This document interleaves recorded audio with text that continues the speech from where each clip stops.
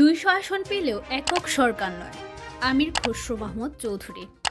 বিএনপির স্থায়ী কমিটির সদস্য আমির খসরু মাহমুদ চৌধুরী বলেছেন, বিএনপি সহ ৪২টি দল মিলে রাষ্ট্র সংস্কারের জন্য ৩১ দফা প্রস্তাব তৈরি করেছে।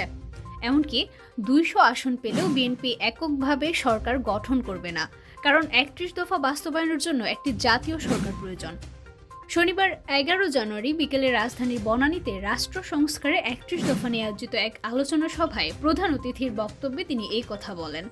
ছাত্রদের আন্দোলনের গুরুত্বপূর্ণ ভূমিকা উল্লেখ করে তিনি বলেন, সরকার পতনের আন্দোলনের জন্য অংশীদারদের অবস্থানকে ছোট করে দেখার সুযোগ নেই।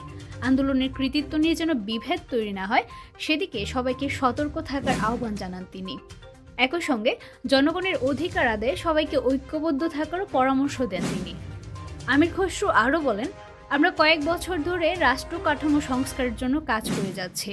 বাংলাদেশের ভবিষ্যৎ কখনো সাম্প্রদায়িকতার পথে যাবে না। বিএনপি প্রতিষ্ঠাতা জিয়াউর রহমান মেধাভিত্তিক রাজনীতিতে জোর দিয়েছিলেন, আর বিএনপিও সেই পথে এগোচ্ছে।